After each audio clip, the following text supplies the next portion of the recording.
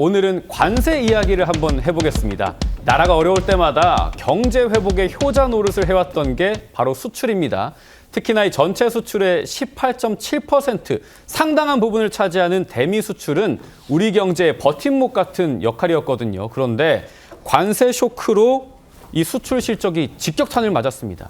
기업의 시름이 상당히 커지고 있는데 정부는 상호 관세 15%를 유지한 한미 회담 성공적이었다고 자찬하고 있습니다. 관세 충격이 고스란히 나타난 8월 수출입 성적표를 보고도 같은 평가를 할 수 있을지 궁금합니다. 김용진 서강대 경영학부 교수 모시고 자세하게 짚어보겠습니다. 교수님 안녕하세요. 네, 안녕하세요. 지금 우려가 현실이 됐어요. 8월 수출 실적이 발표가 됐는데 대미 수출이 15%로 훅 떨어졌더라고요. 네, 맞습니다. 어떻습니까 지금 상황이? 전반적으로 품목별 관세 영향을 받지 않는 반도체라든지 석유 제품이라든지 그다음에 가전 중에서도 이제 무선 제품들, 네. 요거는 이제 증가를 했고요. 품목별 관세 영향을 직격탄을 맞은 철강, 자동차 이거는 많이 하락을 했다. 네. 이렇게 평가를 할 수가 있습니다. 지금 저 코로나 이후에 처음으로 지금 12% 두 자수로 떨어졌고요. 그렇더라고요. 네, 맞습니다.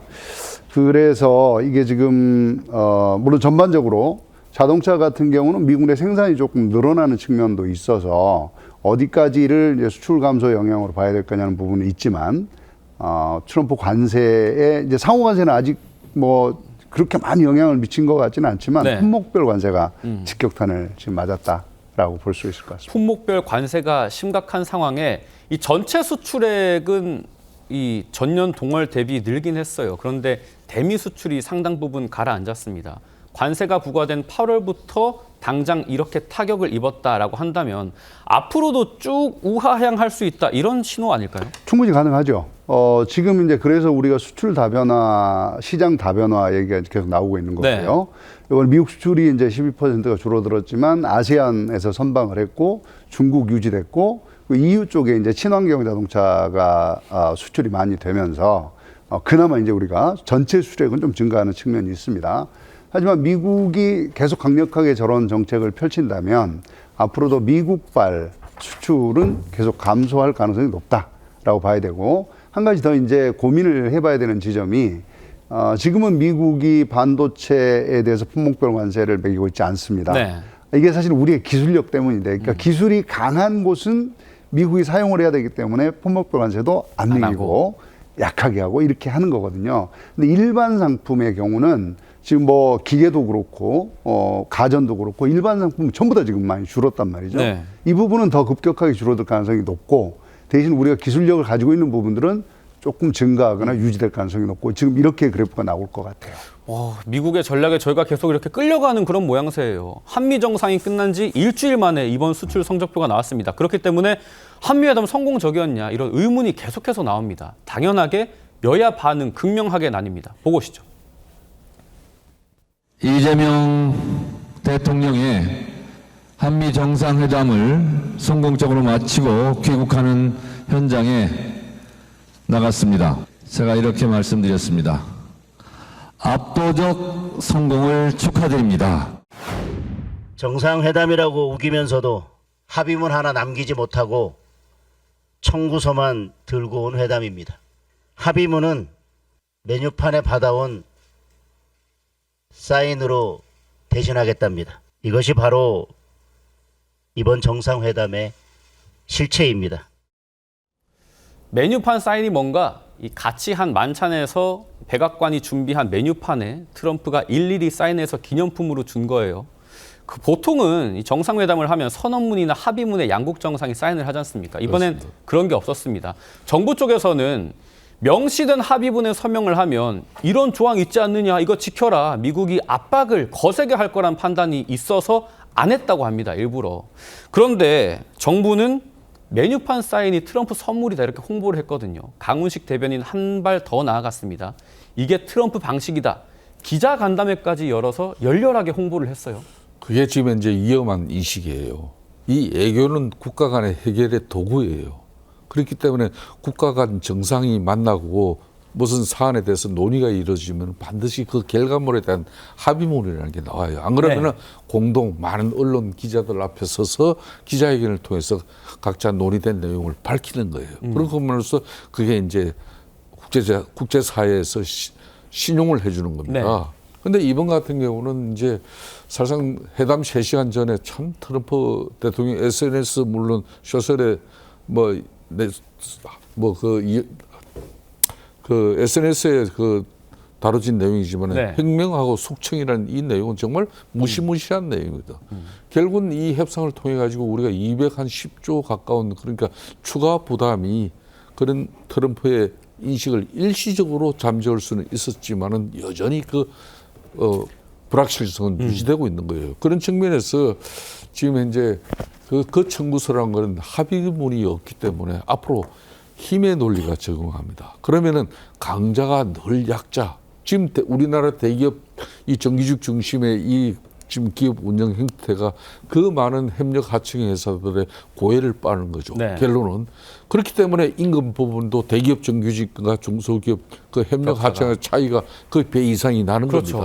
그 논리 하나만 보더라도 지금 한미 간의 이 정상회담 특히 이 간세 협상의 결과는 합의문이 없기 때문에 정말 불확실한 겁니다. 그런 문제도 있겠네요. 이 성과가 어떻게 되느냐 계속해서 궁금한데 강훈식 실장이 한미회담 성과 간담회를 하면서 쌓인 얘기 하나 더 했습니다. 트럼프가 한국 측 참석자들을 위해서 일일이 40-50번 정도 모자에 사인을 했다.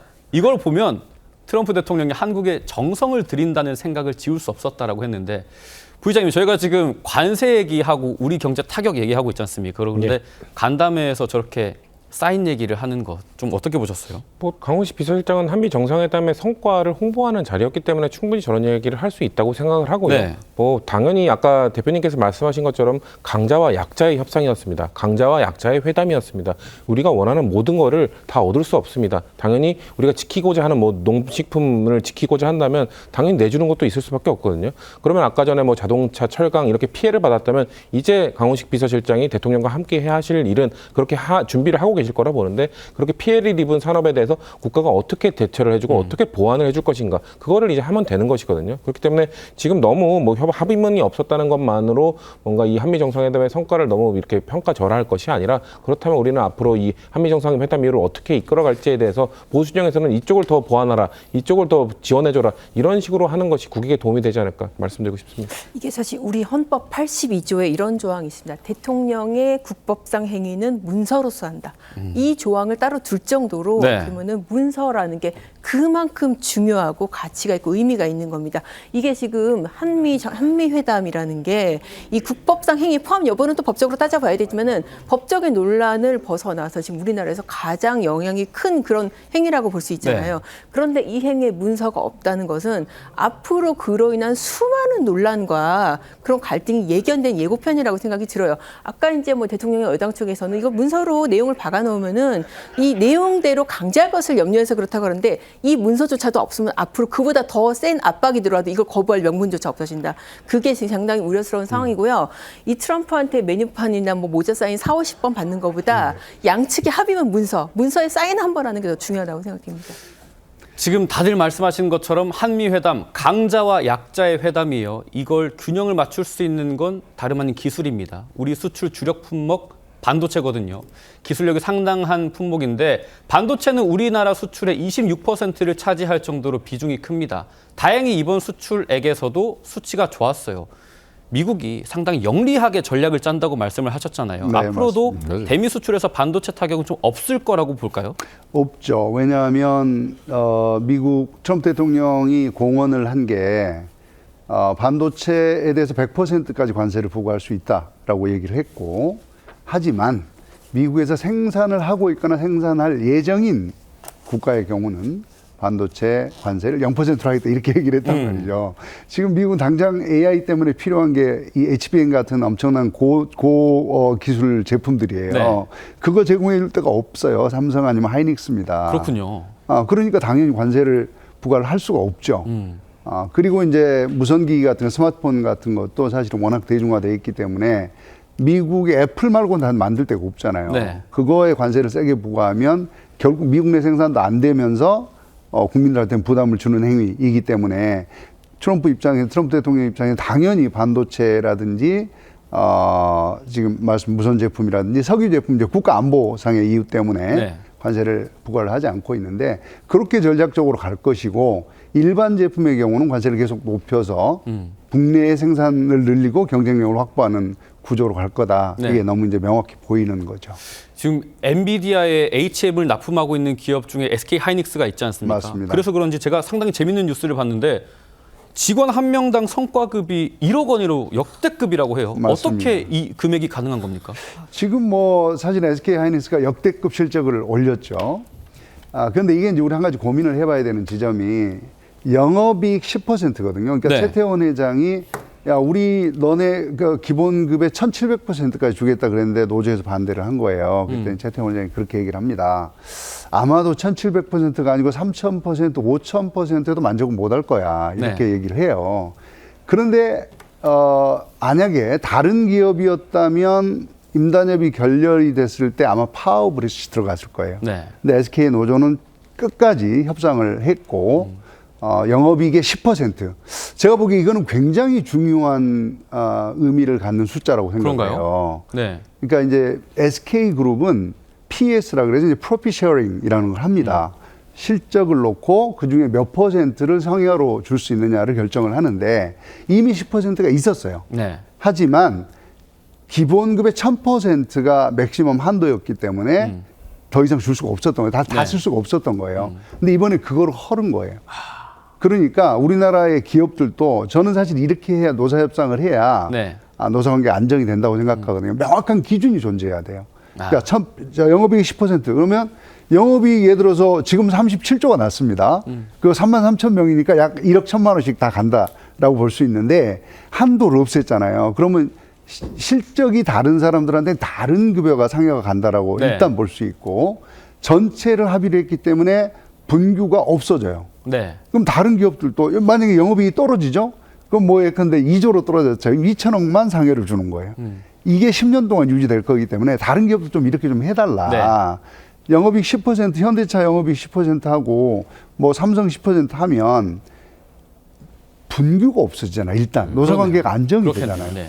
그렇게 되고 실적에 따라서 종업원들이 가져갈 수 있는 금액이 한도가 정해지기 때문에 뭐 적지 않았는데도 뭐 더 올려달라 이런 요구는 안 할 거라는 거죠. 알겠습니다.